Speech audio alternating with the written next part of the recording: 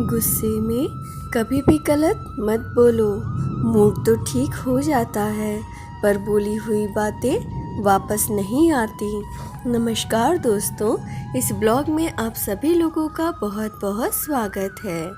आज हम जानेंगे कर्मों के खेल के बारे में। कर्मों का खेल, कर्मों का लेन देन।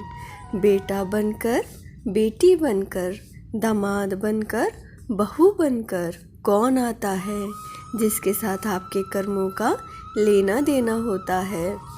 लेना देना नहीं होगा तो नहीं आएगा। इसे एक कहानी के माध्यम से समझिए। एक फौजी था, उसके माँ नहीं, बाप नहीं, शादी नहीं, बच्चे नहीं और भाई बहन कोई नहीं था। अकेले ही कमाकर फौज में जमा करता जा रहा था। एक दिन उसका परिचय एक सेठ से हो गया जो फौज में माल सप्लाई किया करता था। उससे उसकी दोस्ती हो गई।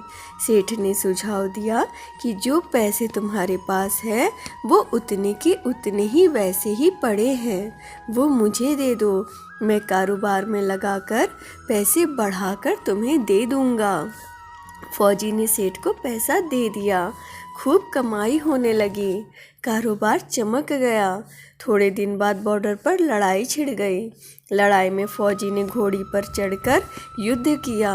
घोड़ी इतनी ज़्यादा बदतमीज थी कि जितना ही लगाम खींचो वो उतना ही तेज भागती थी और जाकर दुश्मनों के गोले में खड़ी हो गई। दुश्मनों ने फौजी और घोड़ी दोनों को मार गिराया। सेठ जी को जब यह बात मालूम हुई तो वो बहुत खुश हुआ कि उसका कोई वारिस तो है नहीं जो पैसे वापस लेने आएगा।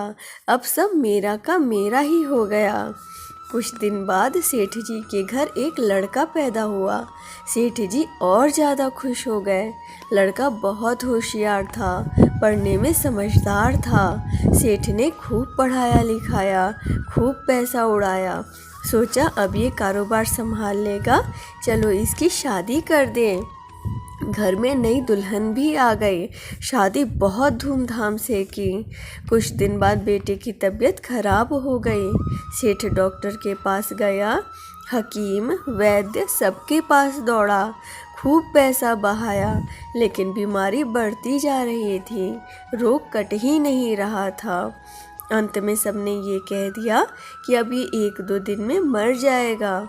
सेठ रोते हुए बच्चे को लेकर घर वापस आ गया। फिर बच्चा मर गया। सब जगह रोना धोना फैल गया। तब एक उनके घर महात्मा जी आए और उन्होंने पूछा कि सेठ रोना क्यों? तो सेठ ने कहा जिसका लड़का मर गया वो रोएगा नहीं। तब साधु महात्मा ने कहा कि जिस दिन फौजी मरा था उस दिन तो आपकी खुशी का ठिकाना नहीं था। जिस दिन आपके बेटा पैदा हुआ था उस दिन तो आपने कितनी ही मिठाइयाँ बांट दी थी और आपके पैर उस दिन ज़मीन पर ही नहीं पड़ रहे थे जब आप बेटा ब्याहने जा रहे थे। इतनी बार तो खुश हो गए, अब जरा सी बात पर क्यों रो रहे हो? तो सेठ ने बोला कि मेरा बेटा मर गया, क्या ये जरा सी बात है? तब महात्मा ने कहा ये वही फौजी है और ये दुल्हन वही घोड़ी है जिसने उसे धोखा दिया था। अब ये जवानी में धोखा देकर विधवा बनाकर चला गया और तुमने जो उसका पैसा लिया था वो सूद समेत उसने वापस ले लिया तुम्हारा बेटा बनकर। यह संसार जो है वो कर्मों का लेखा जोखा है। यहाँ हम जो जैसा करते हैं हमें वैसा ही मिलता है, इसलिए कर्मों को सोच समझकर करना चाहिए। अब आज का सुविचार सुनिए जो आपकी ज़िंदगी को आसान बनाएगा। जिंदगी में सच के साथ हमेशा चलते रहिए तो वक्त भी आपके साथ अपने आप चलने लगेगा। अगर आपको हमारी वीडियो पसंद आती हो तो प्लीज़ इसे लाइक, शेयर, सब्सक्राइब करना ना भूलें। ओम नमः शिवाय।